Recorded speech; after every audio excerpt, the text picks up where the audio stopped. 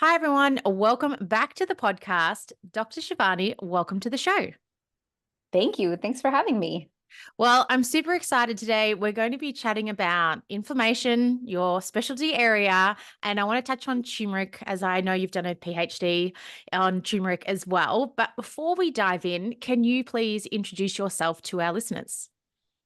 Sure. So I live in South Florida, in Boca Raton, Florida, and I love teaching about how Ayurveda, inflammation, and tumor can affect our health. So Ayurveda is this entire system of health, healing, and medicine from India that's over 5,000 years old. And when I discovered it for myself, due to all my own health issues in my 20s, I realized, you know what? I have always grown up having gut issues, health issues, feeling like I had no immune system. Like everyone else got to run around and live their best life, but I was always left behind because I was sick. And so when I realized Ayurveda exists in India, I went on this quest and this journey to just study it and soak it up. And I realized we have a different way of life we can live than the one that we're kind of seeing around us most of the time from our parents or our family or our friends. And so I started practicing that Ayurvedic lifestyle, and it helped me rebuild my gut health, get that strength and vitality back. And I got really passionate about teaching it to the world. And then after that, I did my master's in Ayurvedic sciences. I just wanted to formalize my study to write books on it. And I was encouraged by my advisor to do a PhD. And he's like, "What do you want to do a PhD on?" And I said, "Well, I'm pretty obsessed with turmeric the spice because to me, when we talk about superfoods out there, it seems like turmeric does everything a superfood does and more." And so I ended up doing my dissertation on turmeric and spent years studying it. And that led me to develop my own formulas and go on from there. Amazing. Well, I definitely want to dive into turmeric because I feel like it's one of those areas people hear turmeric, curcumin. Should I take a supplement? Should I eat it fresh? So let's start there. When it comes to turmeric, what do we need to know? Sure. So turmeric is a sister plant to ginger. It's a rhizome. It comes out of the earth, not off a tree or off a bush or anything else, right out of the earth. And what's cool about turmeric is it's a very powerful anti-inflammatory. It's an antioxidant. It's also antiviral, antibacterial, and antifungal. And so to me, it was a very powerful support of the immune system. It's an immune modulator. And then what's interesting is it also plays a powerful role in longevity. So in terms of extending our telomeres, impact on sirtuins and all these pathways. It helps kill off the zombie cells who accumulate in our body and wreak havoc and run into everything and turn everything else into zombie cells. So it gets rid of those things as well. It reverses oxidation in the system. So as we get older and we're like, I'm rusting, everything's slowing down, we're more fatigued, our joints hurt, it reverses oxidation in the body, which is really cool. And then its anti-inflammatory impact is what I'm most passionate about because when we go to the doctor, a lot of the time the doctor says you have something itis, gastritis, arthritis, all the itises. And really, we're talking about a lot of metabolic disease and obesity and these things increasing around the world. And so turmeric, when it reduces that inflammation, it binds to so many different inflammatory pathways in the body. And so in the research I've been doing, and we've seen this in the research and literature, it reduces inflammation. And what I've seen is it reduces the big problems first. So it might be knee pain, hip pain, the big stuff. But then it goes after the smaller stuff. Like I see people with gingivitis who are like, wow, the turmeric fixed that. So I love it because it does so much and it's so well received by the body. And so one thing most people don't realize is out of the entire turmeric plant, only 3% is the curcuminoids. Of those three curcuminoids, the curcumin is the most effective at reducing inflammation. So it's so important that we get the right proportion, the right potency, the right dosage, or we're not going to drive that therapeutic significant result that we want. Mm.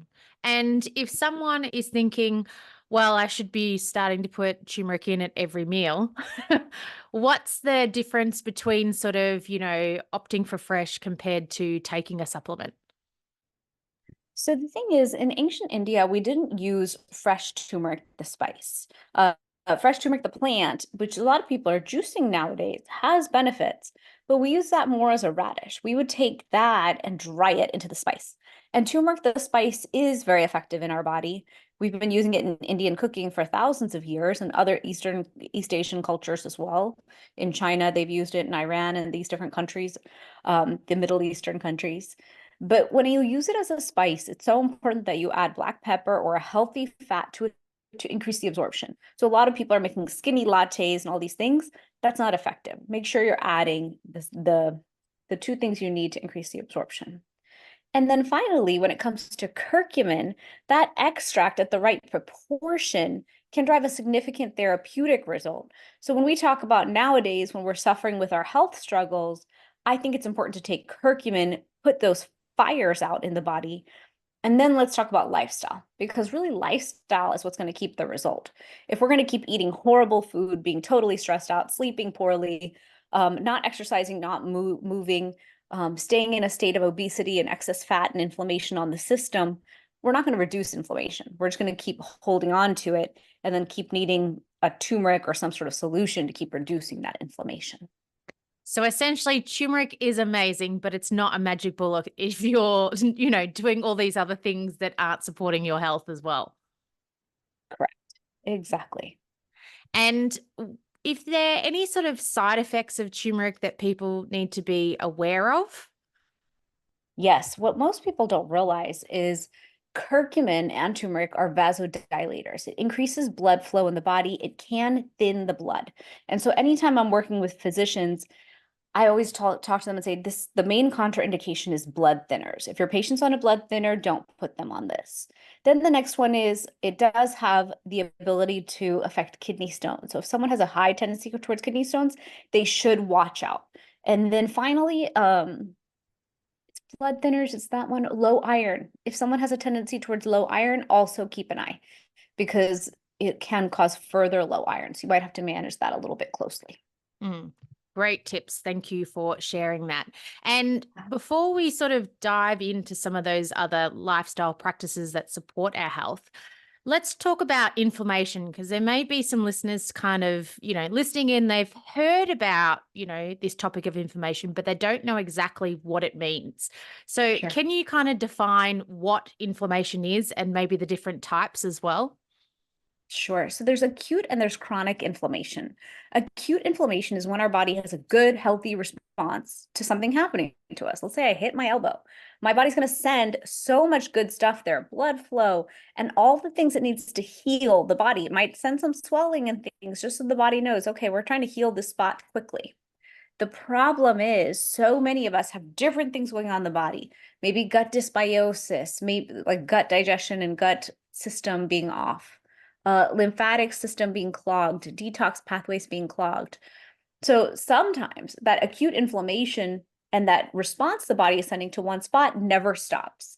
And that's what we call chronic low-grade persistent inflammation. When the body consistently is sending inflammation, which is normally good, to that place or throughout the body, and our body is all of a sudden fully inflamed. So people have like knee pain, and then they'll start having back pain and hip pain, and they'll think, oh my gosh, like I'm just aging. And it's like, no, actually, you have inflammation. And it's like this silent killer forest fire going on in the system.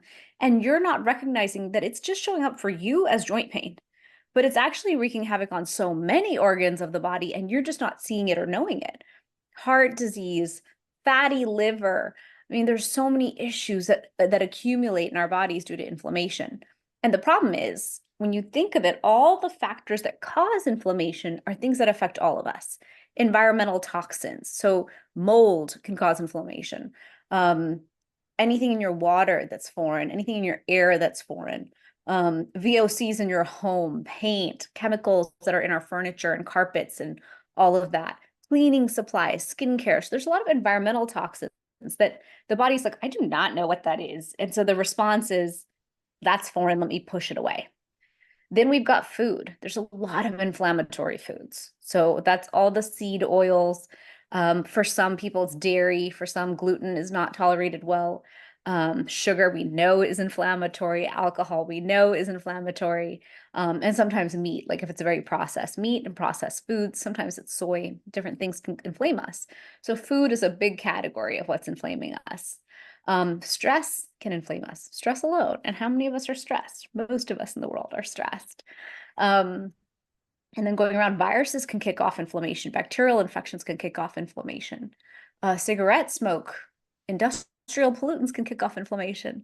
So unfortunately, in modern day times, there's so many things that can cause inflammation that it would be very rare to find someone who's not inflamed at all. They'd have to be like living on a mountain, eating the freshest, healthiest food, living a purely utopian life. And even then, stress could cause it.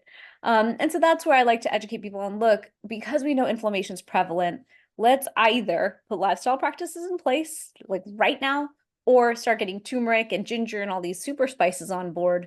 Either way, so we're supporting ourselves. Mm. And when it comes to those sort of lifestyle practices, because I know people may be listening in and being like, well, if I'm just going to be inflamed by everything anyway, what's the big deal? Like, there's not really much I can do. It feels a bit overwhelming. What are some of the Yes. simple things that we can start with? I think the simplest one is diet because we know it's going to have a profound impact. So in my life, I've cut sugar or added sugar. If I'm craving a snack, I'll have like chips instead. For me, my new favorite, my not even new, my forever favorite snack is nachos and chips. I'll do chips instead. Reducing alcohol. We don't have to cut out alcohol, but reducing alcohol is really important. So maybe down to once a week, twice a week max. We know alcohol has such an impact on brain health now. Um, then I would consider giving up gluten for 2 weeks. I know that that one's really hard for most people, but gluten tends to be inflammatory for a lot of people. At least here in the United States, our gluten is problematic for a lot of people with the glyphosate and things like that. And then after that, I would say sleep. If you could focus on sleep and invest in good sleep, sleep is when we clear inflammation. And so that's kind of one of the easier health habits to go focus on.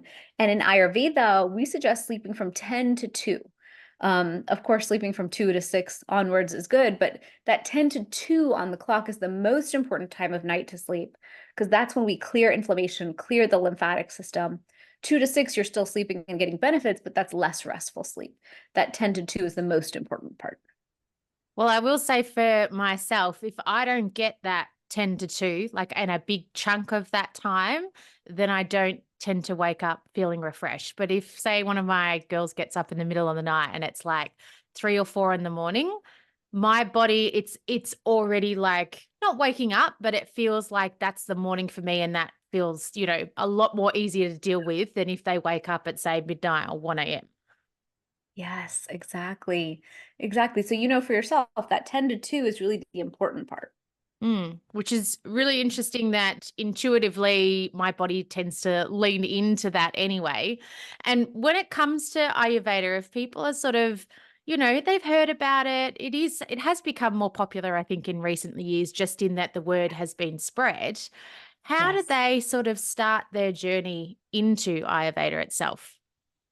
My favorite entry point into Ayurveda is the dosha quiz. So in Ayurveda, we have this quiz you can take. I have one on my website.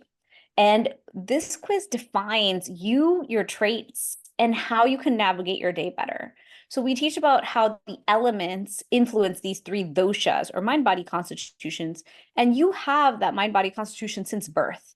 But due to life, stresses, different traumas that happen in our life, or huge big changes, our dosha can shift out of balance. And our goal is to come back into balance. And so the three doshas are vata, which is more air and ether, pitta, which is fire, water, and then earth, which is kapha, which is earth and water. And so those three doshas have different body types, templates, mindsets, energetics, health issues by dosha. And so it's really cool because if you know your dosha, you can start to manage your schedule, your daily rhythm, your activities, and your meals a little bit. And that can create huge shifts in your life. So people get a big kick out of the dosha quiz. All right. Well, we'll definitely link that up in the show notes so listeners can head across there and then find out what their dosha is. Yes, for sure. And then when it comes to, anti-inflammatory foods, we touched on turmeric and you mentioned ginger.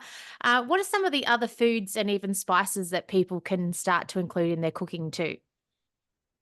Cumin is a really good spice. Cumin seeds are something we use in Indian cooking right before we cook any hard to digest food.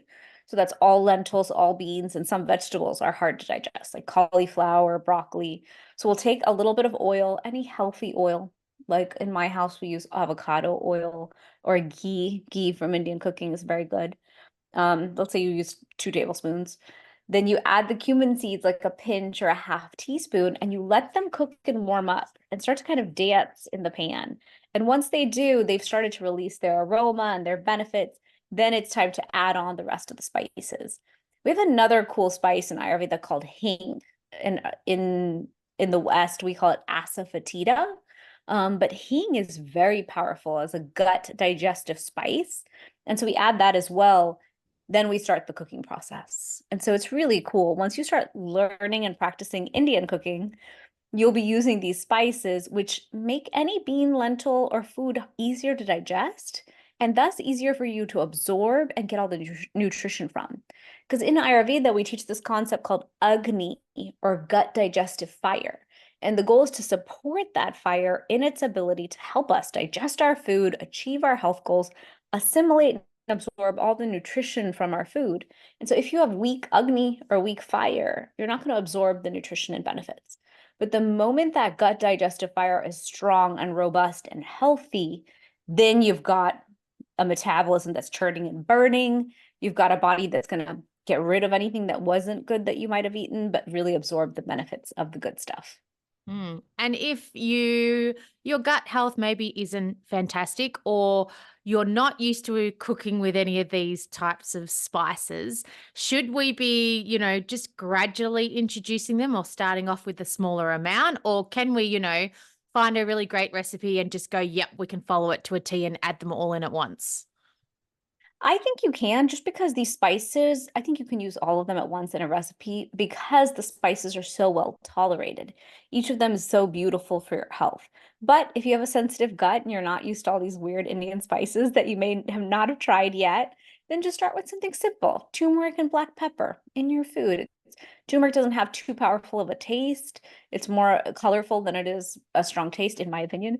And so eat that with black pepper and a healthy fat. That's a great place to start. Then you can incorporate ginger, powdered ginger or fresh ginger. That's a great place to start.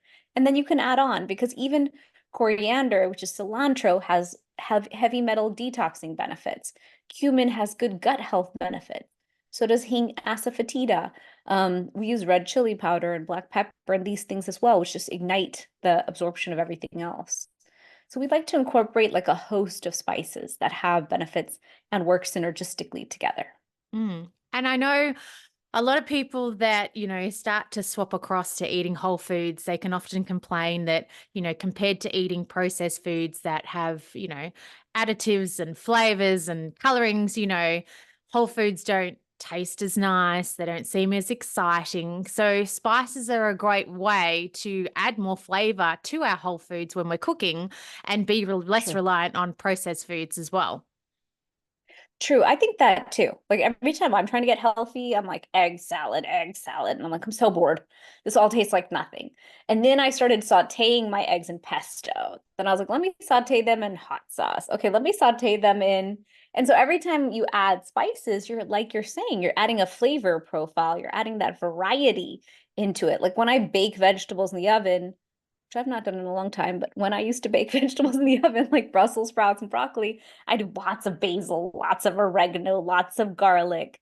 Even garlic has such great benefits to it. And so the more we can do that, the more we're going to make the food so tasty and satiating and satisfying. And then we're not reaching for chips and things like that to fulfill that like salty, crunchy, or that flavor impact that we want. And you mentioned before that they can be antimicrobial and antibacterial, which is obviously for us in the Southern Hemisphere, we are heading in towards our winter months. And I've Yeah, already noticed quite a few of my clients starting to pop up with colds and flus. So it can really. potentially help with our immunity as well. Absolutely, yes. Garlic, ginger, turmeric, all of these things will have antimicrobial, antiviral benefits, which is great. Sometimes when I'm not well, I'll just take garlic, put it in foil. I think we cut off the top, pour olive oil on it, stick it in the oven, pull it out, and then eat it. So these are ancient natural remedies that have been very much part of our culture. We've just forgotten them. And so for those of us who can't always take a medication, it doesn't always suit us, I love reaching for those solutions first. Mm. And we touched on joint pain earlier as part of inflammation. And I think Yeah. that's is quite a big area. As we said, arthritis, the different types of arthritises that tend to pop up as we maybe start to age. What are some of your tips for helping with joint pain as well? Sure. So we know that people suffer from osteoarthritis, rheumatoid arthritis, there's psoriatic arthritis. Some people just have random joint pain. I just hurt myself at the gym and irritate things all the time. But when it comes to that chronic joint pain, it can be really debilitating. It affects your quality of life. I've met so many people who they walk less, they move less, they leave the house less, they've stopped traveling. And so my goal is how can I get you back to just mobility, flexibility, and getting back to your quality of life? So when it comes to joint pain, I would say reducing inflammation is step one. Whether you do it with a turmeric supplement, whether you do it with any other supplement, omega-3s are anti-inflammatory. Um, we have enough science now that says chondroitin, MSM, shark cartilage is not really effective, but I think that that's kind of subjective. Some people are taking collagen for it. I love reaching for turmeric or anti-inflammatory herbals like guduchi, amla, boswellia, ginger. All these things can work together very well to reduce inflammation. There's the supplementation. The next point is when we have excess weight on the body, that can push up to 4 pounds per pound of force into our joints. That's why when we have overweight, obese people, which I was that post kids, our knees can start to hurt. So I went to orthopedics and they're like, you just need to lose weight and your knees will hurt less, which was true. And so really addressing moving more, adjusting diet, and really overall balancing any excess weight on the body can help with joint pain as well, just because of the sheer force with gravity on our joints. Moving more. So one of my mentors says motion is lotion, which means that motion and moving is going to cause lubrication of our joints and help us be healthier and more mobile overall. Another great one is sleep. Sleep will help you clear inflammation. And so focusing on sleep, investing in sleep, putting in the right habits and rituals to get a perfect night's sleep can be very important. And then really eating an anti-inflammatory diet, like focusing on a diet that's whole food, healthier, more balanced, nutrient dense, seasonal is something Ayurveda teaches. And then avoiding those processed foods, seed oils, and those foods that are not as good for us. That would kind of be a protocol I would put together for someone who is suffering from joint pain, autoimmune, any of those kinds of things. Mm. And I love that you didn't mention medication as a fix. Like there are so many lifestyle things that we can do that are going to be, they have a flow on effect, don't they? So if we're eating, a whole food diet, then we're going to have better gut health. We're probably going to be more motivated, have more energy to move. And then if we're moving, then we're generally using more energy, we sleep better. And so the cycle continues. But, Yeah. that cycle can happen in the flip side too. If you're not eating so well, you don't have the motivation to move, you do have some excess weight that contributes to the pain and it starts again. So I think, really choosing those healthy lifestyle practices can be so much more beneficial than just going to the doctor and getting a medication to stop the pain. For sure. Stopping pain doesn't change the problem. The problem will still exist. You're just stopping the pain. You still have to address the problem or the root cause issue. And I think that's what most people are waking up to is we've been programmed to think we can just go get the problem solved. And I wish that was true. I wish I could walk into the doctor's office and they're like, here's the magic pill, and your gut is magically healed and you have an immune system for life. Like that would be easier, but that's simply just not the case. Like we have to honor that this body needs support and then it can give us what we want. Mm. And I think too, as we age, obviously our gut health can change, what we can tolerate can change. Maybe we need to think about different types of movement. Can you touch on some of the things that we might need to think about as we get older as well? Yes, I recently spoke at a longevity conference called A4M in Las Vegas, and it took me months, but I was pulling together all the science on curcumin for longevity, and I was getting so frustrated as I did my research because science after science, publication after publication in PubMed all said aging is inevitable. As we age, and I always thought aging is inevitable is like a totally fictional thought. I thought that's fictitious. That can't be true. Obviously, that's a choice. If you were just super healthy, you would not age in the bad way that I think of, which is like slow down, not as cognitively fast, not as physically fast, all those things. But it's interesting. The science shows that as we age, everything slows down. The cellular responses, cellular pathways, cells' ability to kill off what doesn't belong in the body, everything. It's just like the slow aging to death process. And so I found it so fascinating because I was like, well, what are we going to do to defy this? How are we going to battle this? And I think we have a lot of ways we can do it. I think the earlier you invest in reducing inflammation, the better. And the earlier you invest in reducing your oxidative stress, the better, because these two are the main markers, in my opinion, that are contributing to inflammation. So let's say you reduce those two because you're doing the work. Good job. You're doing all those things we've talked about. Sleeping like it's your whole job. Investing in sleep as the first health habit you do. Adjusting your diet. Really focus there on a nutrient-dense diet that's investing in, like I said, the superfoods and super spices that are antioxidant, anti-inflammatory. Then big investment in movement, but also focus on strength training. If we're talking about aging, strength training as we age for our bone density, for our hormone health, to keep testosterone and all those hormones in balance is super important.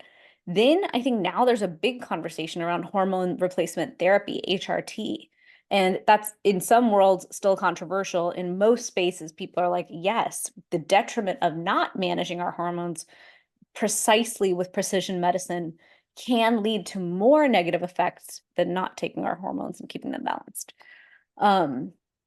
Then I would say looking at alcohol. Alcohol we know is really damaging to the brain, really damaging to our health. That's a really big, important one. Then I would say gut health. Gut health is key. I should have started with gut health, technically.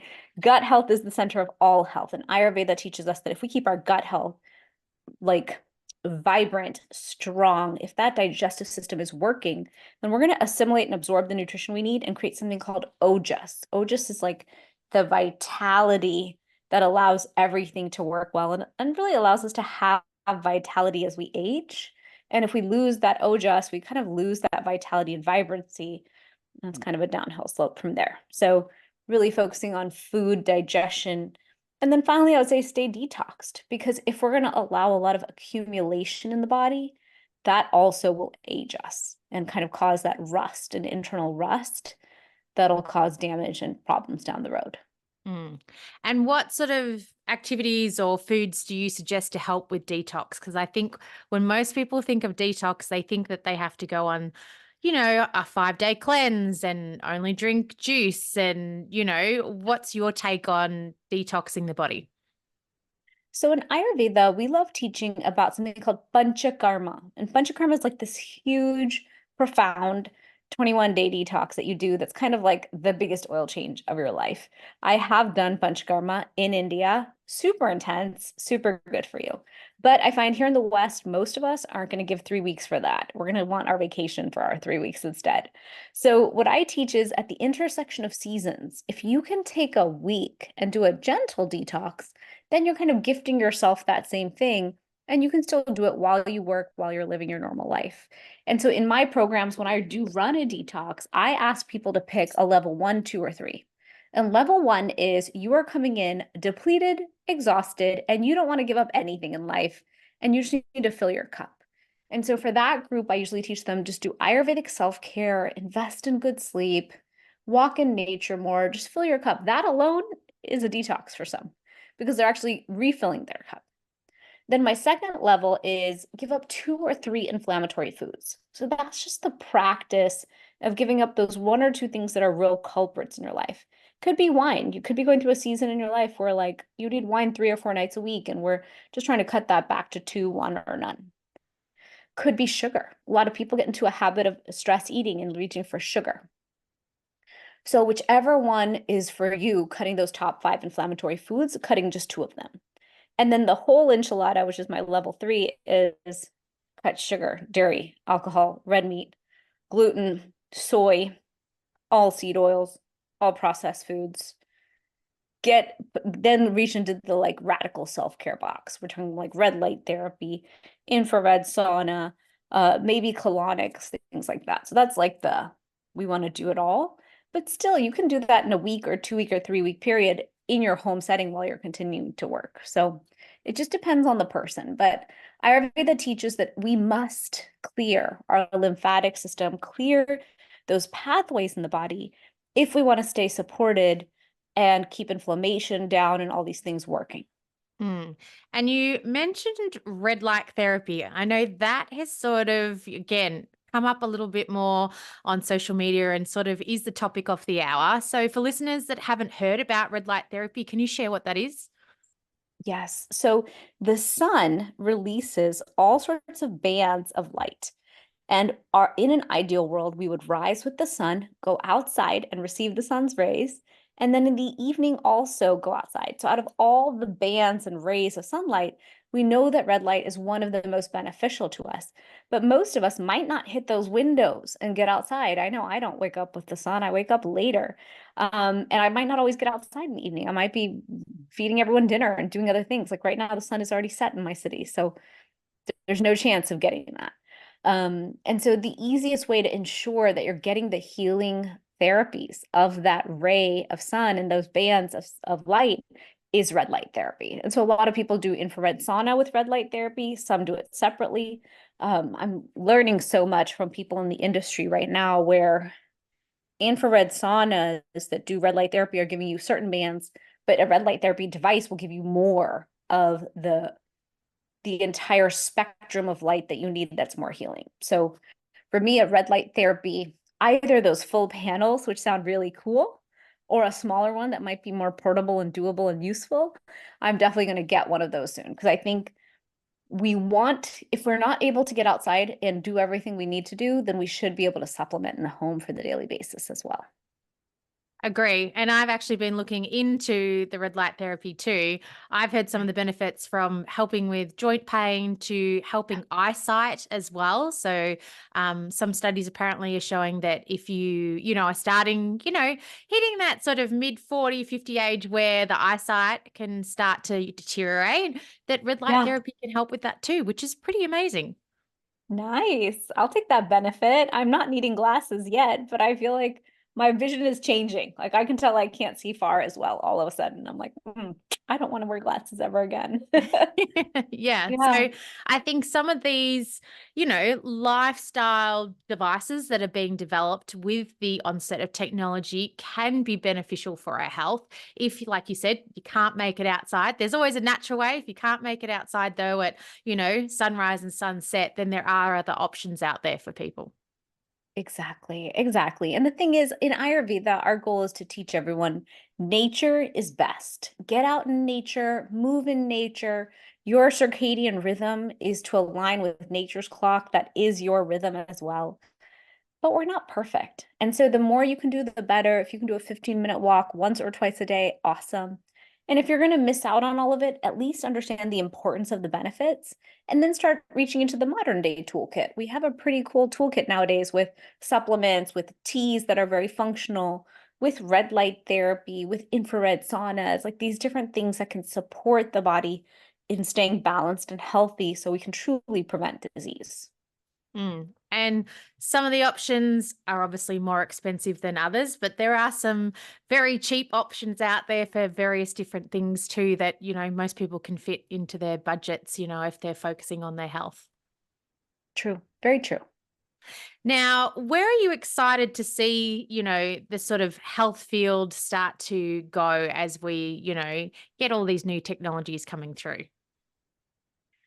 I see supplements getting better and better. I recently came from a conference with like 100 top founders in health and wellness, and I love seeing the amount of science that shows how effective supplements are for different issues. Because I'm like, oh, that helps with heart health that much? All right, we have to do that one then, especially nowadays.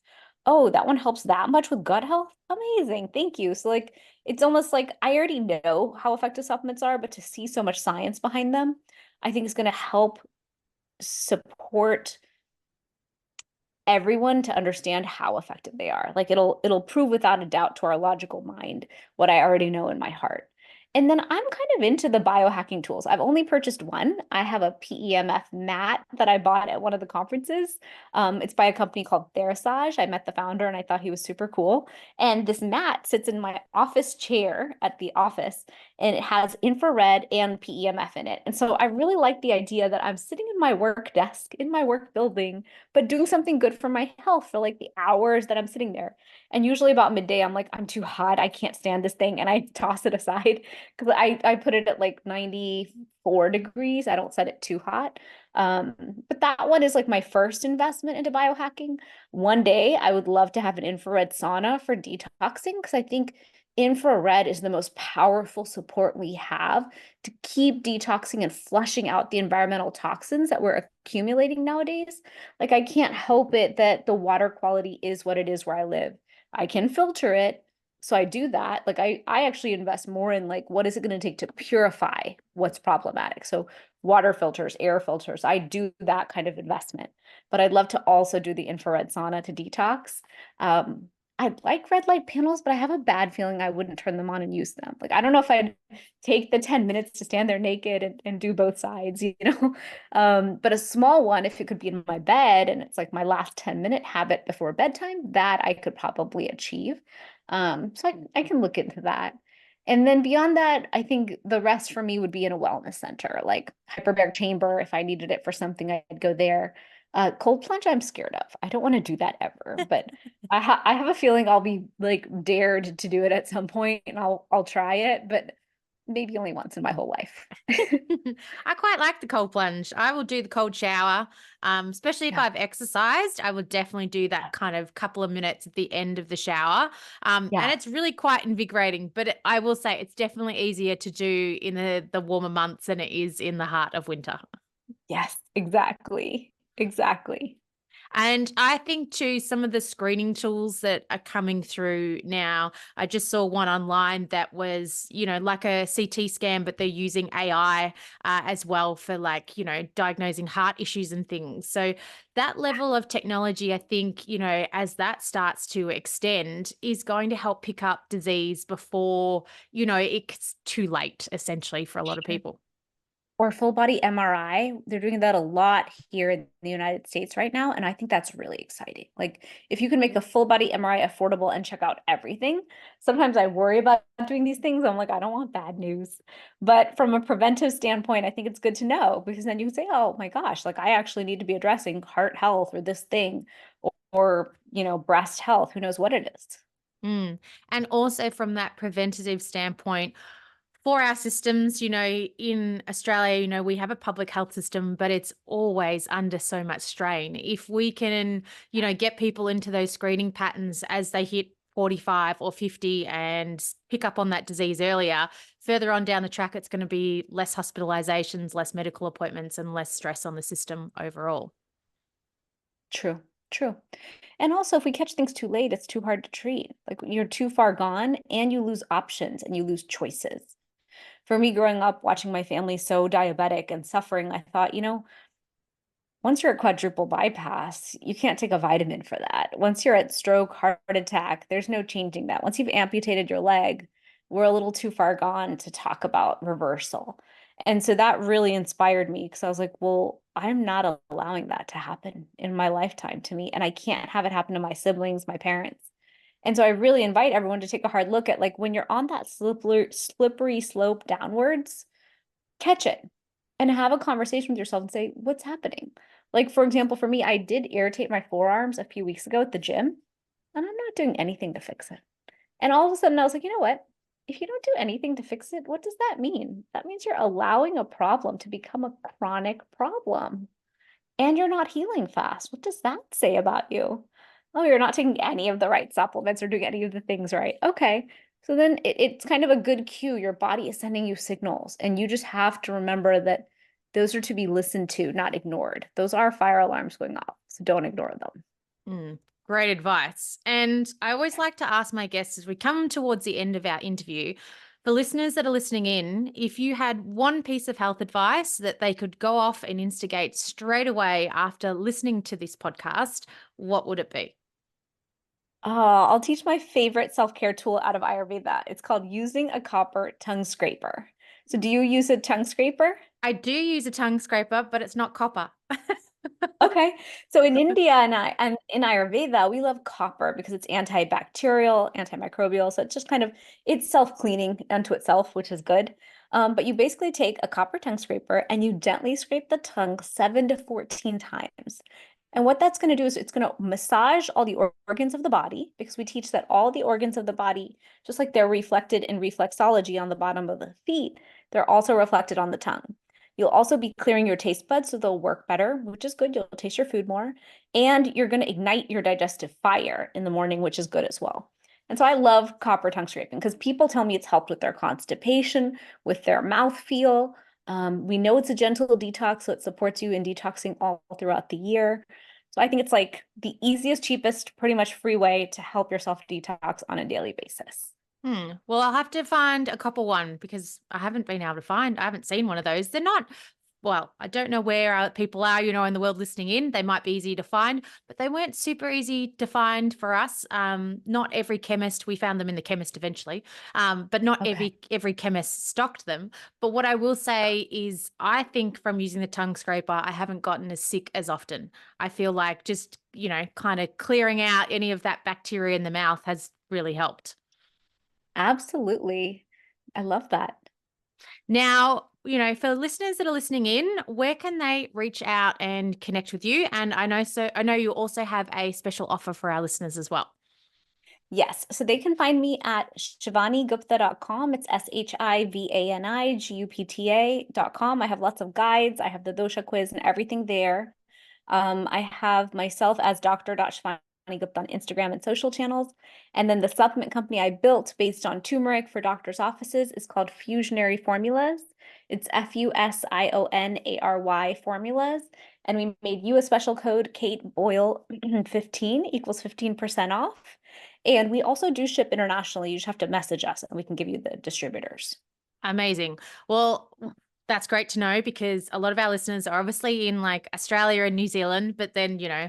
also America and Canada and the UK. So I will link that all up in the show notes. So listeners definitely head across there. And, remember you're going to get 15% off, which is amazing, especially if you've been listening in to, the podcast today and thinking maybe you should start to add turmeric into your diet. I already take turmeric. It took me a little while, I would say, about 3 to 4 weeks, but I definitely noticed a difference just in my overall gut health, my energy, and just I think the recovery post exercise for me, because I'll push my body pretty hard with some weights and things, and I just found I wasn't pulling up as sore. So, yeah, definitely a great supplement to look into. But thank you so much for coming on the podcast today. It's been such a pleasure having you on. Thank you. Thanks for having me.